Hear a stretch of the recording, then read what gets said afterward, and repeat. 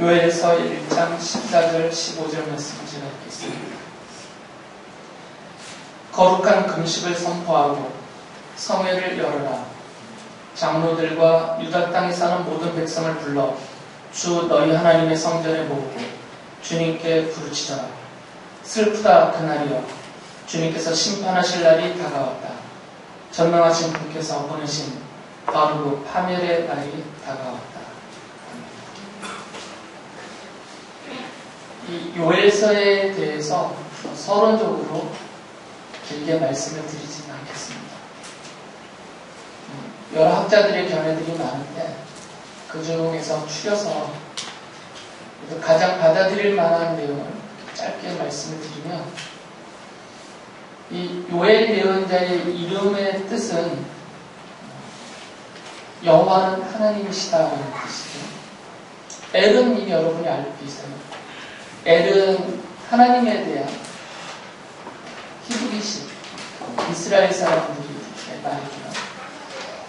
요엘할 때 요는 원래는 그 야자인데, 야는 여호와의 축약형이죠. 하나님의 이름인 여호와를 한 글자로 이렇게 줄이면 야가 되죠. 근데 이 야와 엘이 이렇게 붙여질 때 모음 변화가 일어나서 요가 되는 거죠. 그래서 요엘 그러면 여호와는 하나님이시다, 그런 뜻입니다. 그리고 이 요엘 예언자는 주로 요엘서에 보면 북왕국 이스라엘에 대한 언급은 거의 없고요.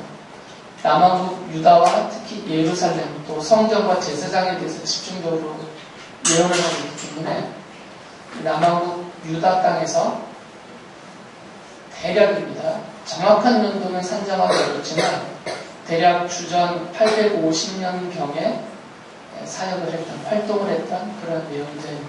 그래서 성경을 기록한 예언자들의 그 예언자들 중에서는 가장 앞선 시기에 활동했던 예언자라고 할 수가 있어요.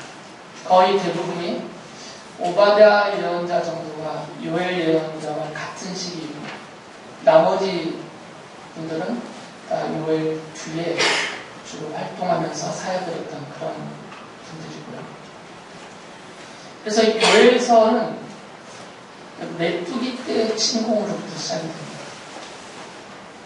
요엘서는 이제 메뚜기 때가 유다 땅을 완전히 초토화시키는 그 현장을 생생하게 사실적으로 기록하고 있어요.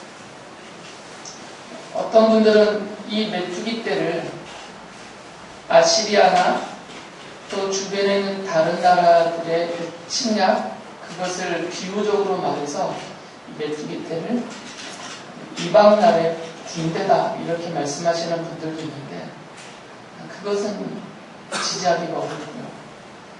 요엘서 안에는 그런 설명이 없습니다. 오히려 아주 생생하게 이 실제적인 메뚜기 때에 하늘을 덮고 내려오는, 그래서 보이는 모든 것을 다 먹어치우는 그 메뚜기 때의 재앙을 요엘은 설명을 하고 있어요.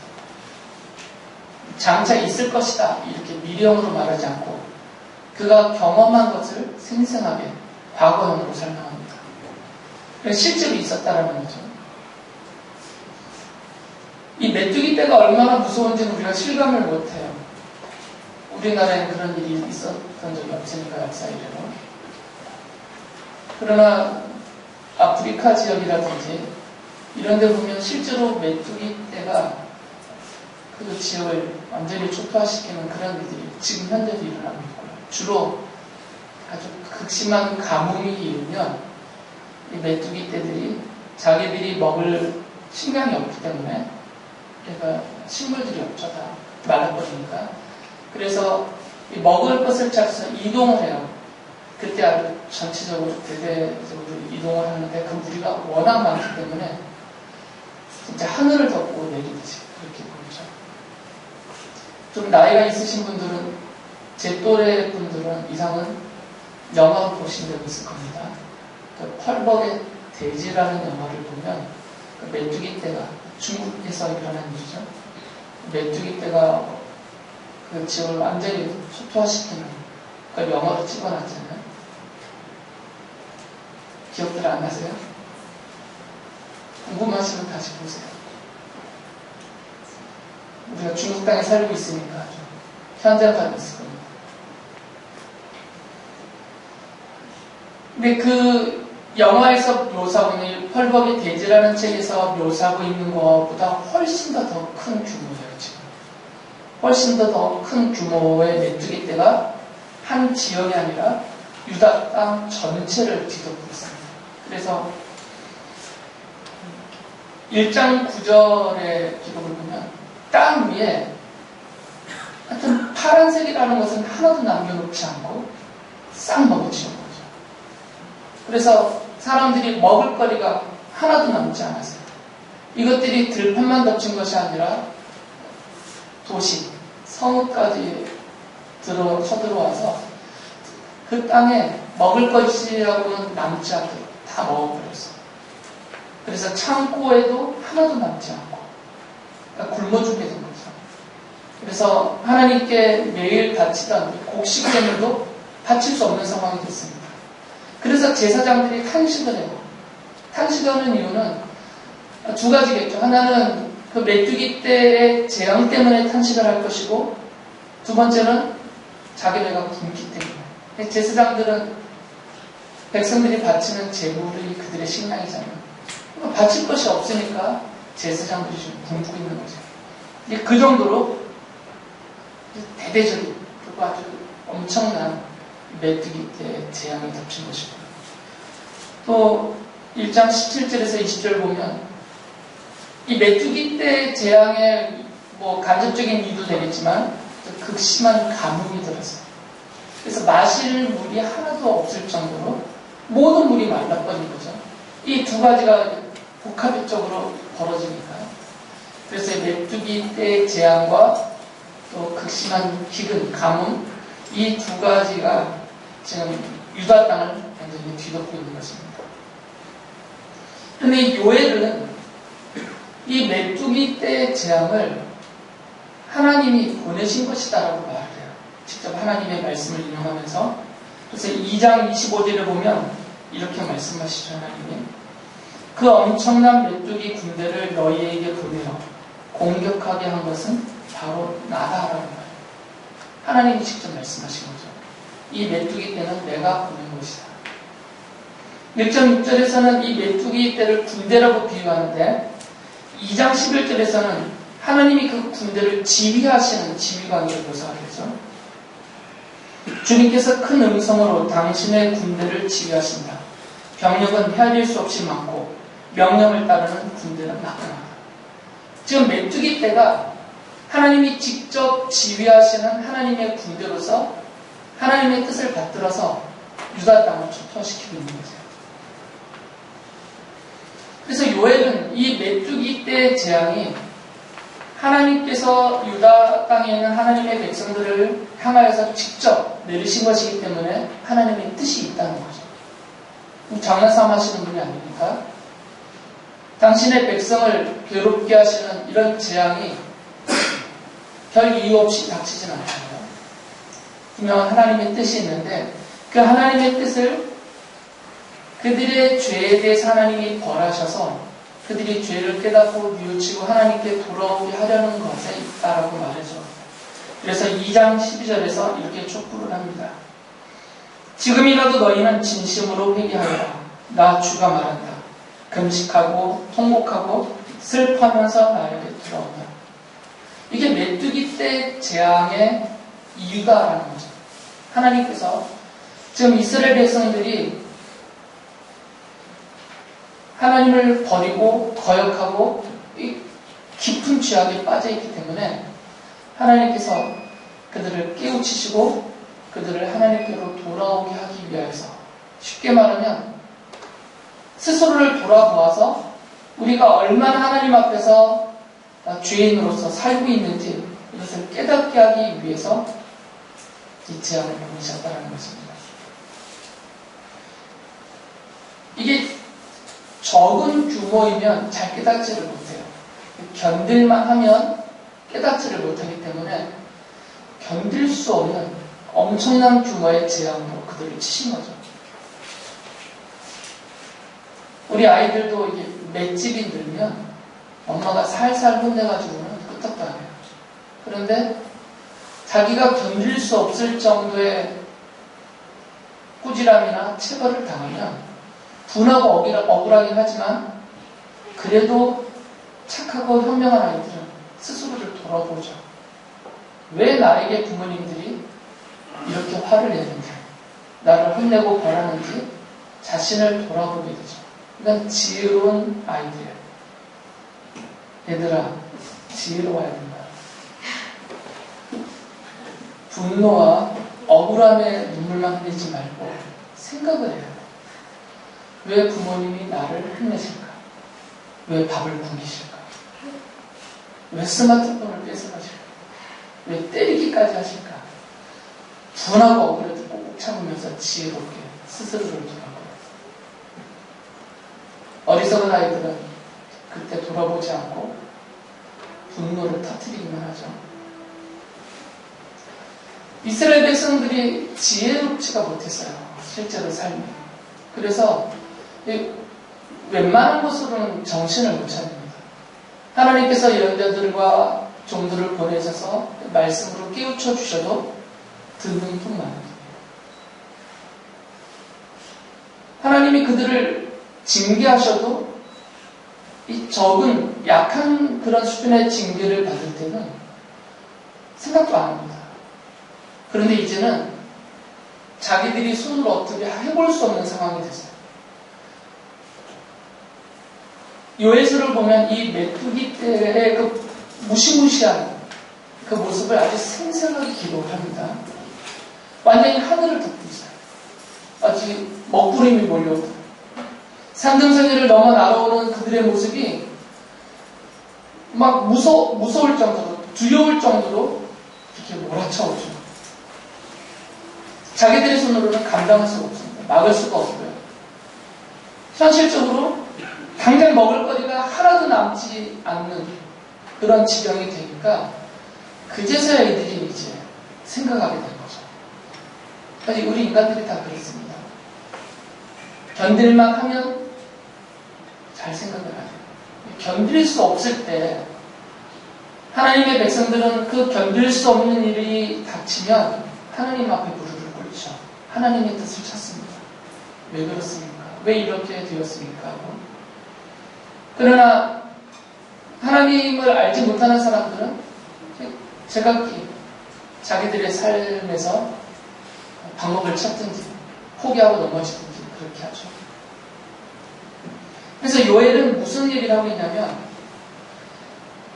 지금 이 메뚜기의 재앙은 우리를 깨닫게 하는 것이 있기 때문에 죄를 뉘우치고 깨닫고 하나님 앞에 떠났던 그들이 다시 돌아오게 하는데 그 뜻이 있기 때문에 하나님께로 돌아가자라고 촉구하면서 이렇게 말을 해요. 2장 13절 보면 주님께서는 은혜롭고 자비로우시며 오래 참으시며 한결같은 사랑을 늘 베푸시고 불쌍히 여기는 마음이 많으셔서 뜻을 돌이켜 재앙을 거두기도 하십니다. 그러니까 우리에게 내리신 재앙을 주님은 거두어 주시는 분이시다. 그러니까 주님께만 돌아가면 그분은 용서하시는 분이시다. 우리를 용서하시고 우리에게 한결같이 변함없는 사랑과 불쌍히 여기는 마음으로 우리를 대하시고 기다리고 계시니까 이 재앙의 때에 정신을 차려서 하나님께로 돌아가자 이렇게 말을 하고 있어요. 이 요엘에서 다루고 있는 이 주제, 하나님의 백성에게 닥치는 재앙, 이 재난의 의미, 이것을 우리가 좀 더 성경적으로 살펴봐야 돼요. 왜 그러냐면 우리들도 이 재난과 재앙을 당하죠.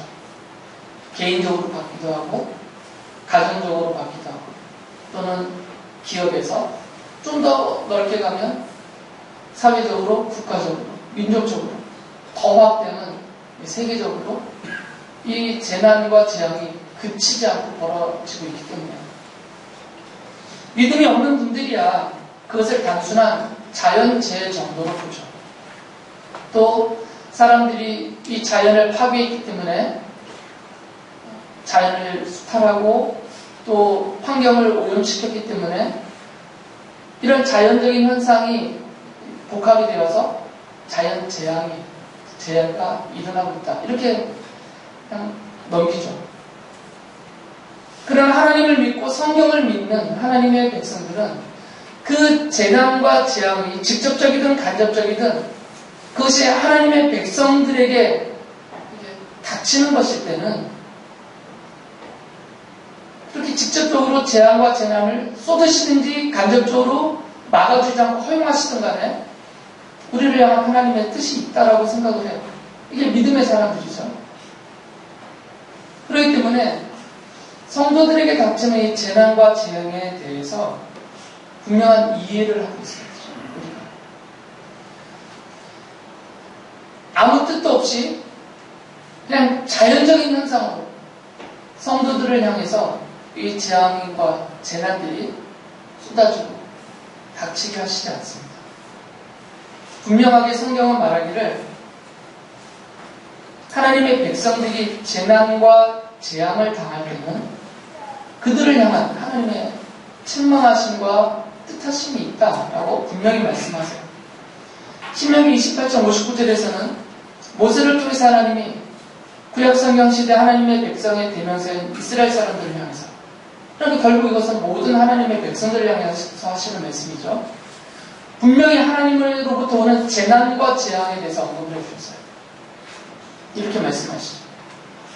주님께서 당신들과 당신들의 자손에게 큰 재앙을 내리실 것입니다. 그 재난이 크고 그치지 않을 것이며 그 질병이 심하고 오래 계속될 것입니다. 하나님의 백성을 향한 하나님이 쏟으시는 재앙이 있다. 분명히. 다윗은 자신에게 쏟아지는 이 재앙, 재난을 분명하게 이해하고 있었어요. 시편 40편 12절에서 다윗이 이런 고백을 합니다. 이루다 헤아릴 수도 없이 많은 재앙이 나를 에워쌌다. 나의 죄가 나의 덜미를 잡았습니다. 눈앞이 캄캄합니다. 나의 죄가 내 머리털보다도 더 많기에 나는 희망을 잃었습니다. 다윗은 자기가 겪고 있는, 자기에게 닥쳐오고 있는 이 수많은 재앙들의 이유를 알고 있어요. 자신의 죄에 대한 하나님의 징계다라고 알고 있었던 거죠. 그것을 깨닫고 있었어요. 예레미야 예언자는 예레미야서 2장 17절에서 이렇게 말씀을 하시는데, 주 너희 하나님이 길을 인도하여 주는데도 내가 주를 버리고 떠났으니 너 스스로 이런 재앙을 자청한 것이 아니냐라고 말씀하세요. 너 스스로 자청한 것이야. 하나님께서 애매하게 그냥 정말 우리가 생각할 때 너무너무 억울하다, 그런 식으로 우리가 재앙을 당하게 하시지 않는다는 거죠. 대부분의 하나님의 백성들이, 성도들이 당하고 있는 재앙은 스스로 자청한 것이다. 하나님을 잘 믿음으로 섬기면서 최선을 다해서 하나님의 사람으로 하나님의 뜻을 받들면서 기쁘시게 드리면서 또 세상을 향해서 성도와 교회로서 열심히 살고 있는 자들을 향해서 하나님이 애매하게, 억울하게 재앙을 쏟으시는 분은 거의 없어요. 특별한 경우를 제외합니다. 거의 대부분은 스스로 자청한 것이라는 거죠.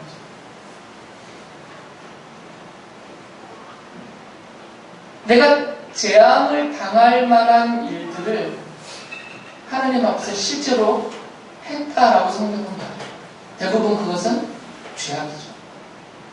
그리고 대부분은 하나님을 버리고 떠난 거죠. 도덕적으로나 사회적으로 내가 어떤 범죄를 저지르거나 흉악한 짓을 하지 않았더라도 교만함과 또 게으름과 방탕함 속에서 하나님을 잊어버리고 하나님을 떠났을 때 하나님이 그것을 깨우치시고 다시 하나님께로 돌이켜서 하나님의 자녀로 하나님이 약속하신 은혜와 복을 더 풍성히 누리고 살게 하기 위하여서 그를 깨닫고 깨우치고 회개하고 돌이키게 하기 위해서 재난이 그것이 고난과 환난의 형태로 우리에게 다가올 때 그것은 하나님이 내리신 것이다라는 것이고요. 대부분은 스스로 자청한 것이다 라고 말씀하세요. 그래서 바울사도는 이렇게 하나님의 백성들이 견디기 힘들 정도로 재앙과 재난을 받을 때 그것은 하나님의 분명한 뜻과 목적이 있는데 그것을 고린도전서 11장 32절에서 이렇게 말씀하세요. 그런데 주님께서 우리를 심판하시고 징계하시는 것은 우리가 세상과 함께 정죄를 받지 않게 하려는 것입니다. 세상과 함께 받는 정죄라는 것은 하나님을 거역하고 하나님을 부정하고 자기가 하고 싶은 대로 살았던 사람들에 대해서는 이중적인 하나님의 심판이 있습니다. 최종적으로는 죽음 이후에 그들에게 예비된 처소인 영원한 지옥 형벌에 떨어지는 그런 정죄와 심판이기요. 사는 날 동안에는 로마서 1장에서 말씀하시는 대로 하나님이 내버려 두시는, 하나님이 완전히 손을 놔버리셔서 내버려 두시는 그런 정죄와 심판이 있어요. 내버려 두시면 자기 마음대로 삽니다. 그 얘기는 뭐냐면 하나님의 돌보심을 받지 못한다는 거죠. 하나님의 돌보심과 인도하심 바깥에 사는 인생이 된다는 거죠. 별것 없어 보이지만 그것은 비참함에 빠지는 것이에요. 하나님의 돌보심과 인도하심을 받지 못하기 때문에. 그러니까 성도들을 하나님이 징계하시는, 재앙이나 재난으로 징계하시는 이유는 뭐냐면 저 사람들처럼 이 세상이 받을 정죄에 빠지지 않게 하기 위해서라는 거죠. 물론 두 가지 의미가 있는 말입니다. 하나님의 백성이기 때문에 그 구원하시면 영원한 것이니까 최종적인 지옥 형벌에 떨어지지는 않게 하실 것이에요. 하나님의 자녀들에 대한 구원은 변함이 없으니까. 그것은 변함이 없습니다. 의심할 바가 없어요. 그러나 지금 현실적으로 이 사람들이 당하고 있는 것과 같은 그런 버림받은 자처럼 하나님의 돌보심과 인도하심 바깥에서 버림받아서 그냥 제멋대로 살고 있는 사람들처럼 그렇게 살게 하지 않기 위하여서 깨우치신다는 거예요. 그러니까 하나님의 이 돌보심 속에 들어오도록 하나님의 인도하심 안에서 살아가게 하기 위해서 책망하신다라고 말씀하세요. 요한계시록 3장 19절에서 이런 말씀을 하시죠. 하나님이 하시는 말씀입니다. 나는 내가 사랑하는 사람은 누구든지 책망도 하고 징계도 한다. 그러므로 너는 열심을 내어 노력하고 회개하라. 교회를 향해서 하신 말씀입니다. 하나님이 사랑하시기 때문에 징계도 하시고 책망도 하신다는 거죠. 그것을 당하는 입장에서는 재난과 재앙으로 받아들이는 거죠. 성도들에게 왜 재앙과 재난이 닥치냐면 하나님이 사랑하시는 자녀들이기 때문에 내버려 두면 세상과 다를 바가 없는 그 지경으로, 그 정죄받는 지경으로 빠져나가기 때문에, 그리고 그 자리에서도 정신 못 차리고 그것이 좋아서 그냥 이것이 내 삶이냐 그렇게 빠져버리기 때문에 하나님이 바로잡기 위해서 깨닫고 뉘우치고 회개하고 하나님 앞에 돌아오게 하기 위하여서 벌로서, 징계로서 재앙과 재난이 닥치도록 하신다라는 것이에요.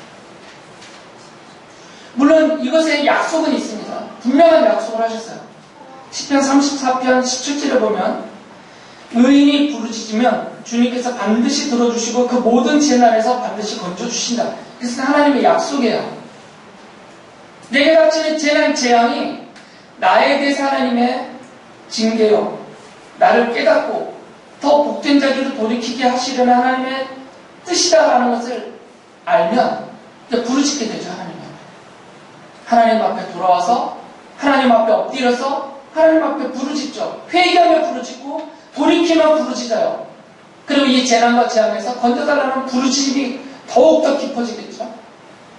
그럴 때 하나님이 의인이라고 말하고 있는 하나님의 자녀들에 대해서 그 부르짖음을 들으시고 건져주신다는 거죠.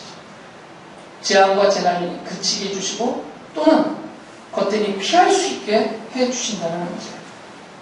그래서 다윗은 하나님을 향해서 나의 피난처다 라고 이렇게 고백하고 찬양합니다.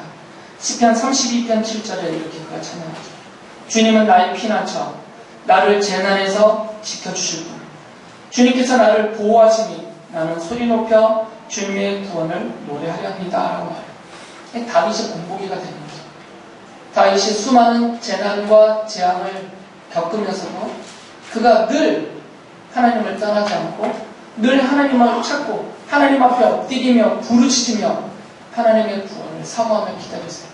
그럴 때마다 하나님이 그 다윗을 그 재난으로부터 재앙으로부터 건져주시죠.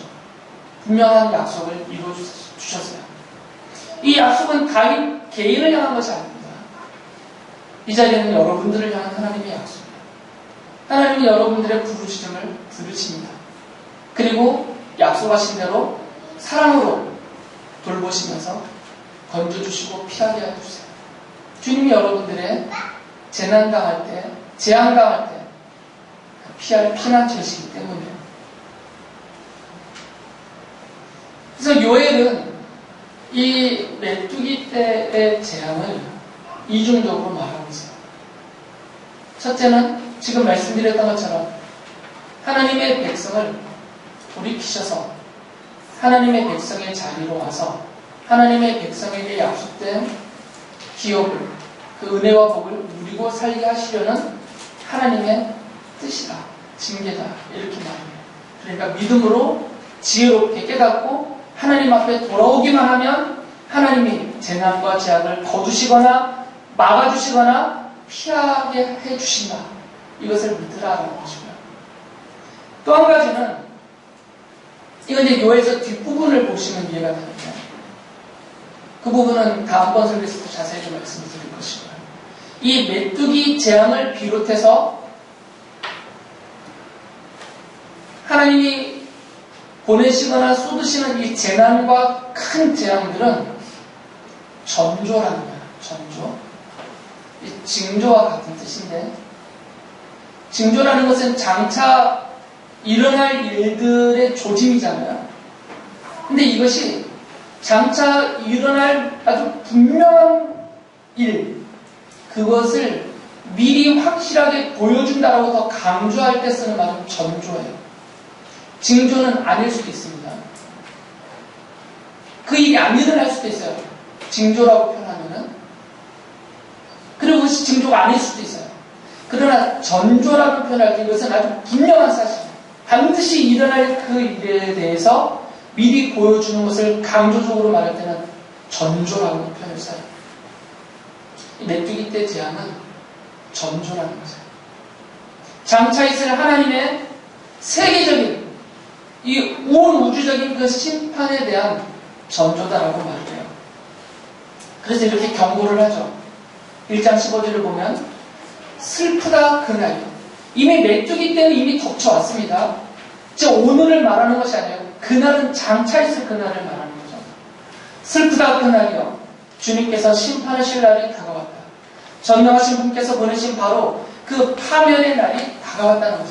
지금 메뚜기 때의 재앙 이것 정도가 아니라 심판과 최종적인 파멸의 날이 다가오고 있다는 거죠. 이것이 전조라는 거죠. 물론 요엘은 그 날이 어떤 날인지 명확하게는 지금 말하지 못해요. 이것은 한참 미래적인 사건이기 때문에 그러나 분명히 그 사건들에 대한 전조의 성격을 띠고 있다는 거죠. 그래서 경보를 울리라 하고 말하죠. 2장 1절을 보면 너희는 시온에서 뿔나파를 불어라. 하나님의 거룩한 산에서 경보를 울려라. 유다 땅에 사는 백성아 모두 떨어라. 주님의 날이 오고 있다. 그 날이 다가오고 있다.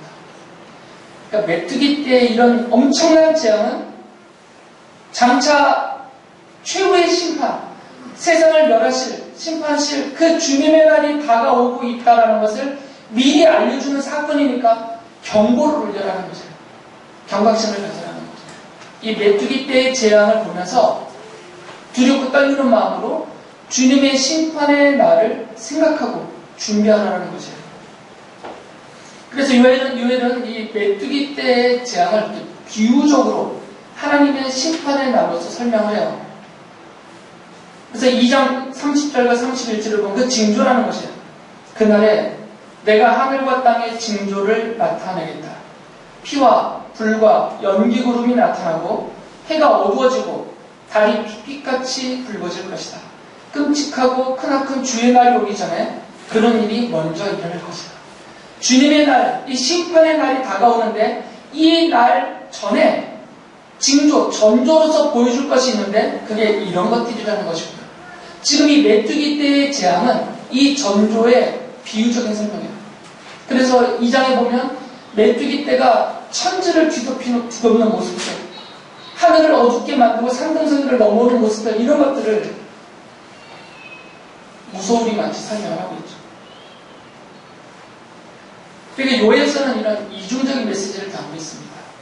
이 하나님이 내리시는 재앙은 메뚜기 재앙을 비롯해서 오늘날까지도 하나님이 내리시는 이 재앙은 두 가지 의미가 있으니까 두 가지 관점으로 보라는 거죠.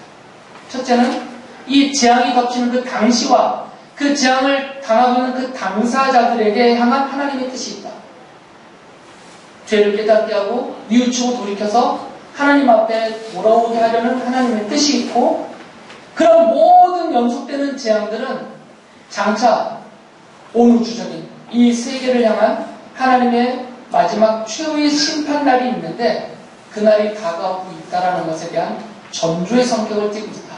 그러니까 그날을 두렵고 떨리는 마음으로 대비하라, 이런 메시지가 담겨있다는 거죠.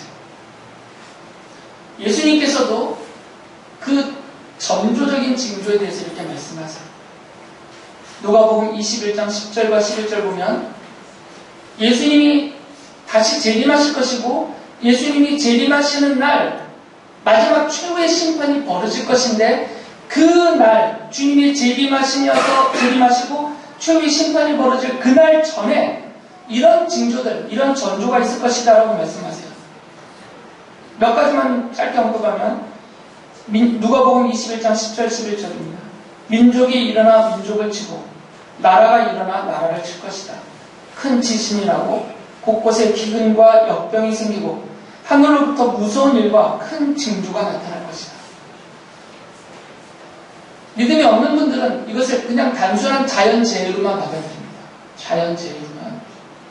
그러나 성경은 이 오로지 창조주이시고 구원자시고 통치자이시고 심판자이신 예수님은 직접 뭐라고 말씀하시냐면, 그러한 것들은 세상 사람들이 자연재해로만 그 정도 수준으로만 이해하고 있는 그런 재난과 재앙들은 전조라는 거죠.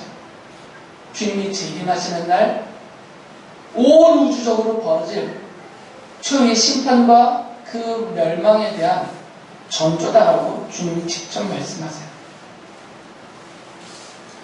그렇기 때문에 성도들은 정말 견딜기는 힘들지만, 그래서 거뜬히 견딜 만한 여력이 우리에게는 없지만, 우리에게 어떤 재앙이 닥쳤을 때, 재난이 우리를 향하여 쏟아져 올 때 정말 견디기는 힘들더라도 이 두 가지 관점을 가지고, 첫째는 나 자신을 그때마다 돌아보면서 내가 주님께로부터 얼마나 멀리 떠나왔는지, 지금 나의 삶이 주님이 보시기에 세상 사람들의 자리로 넘어가서 얼마나 형편없는지 내 자신을 돌아봐야 될 것입니다.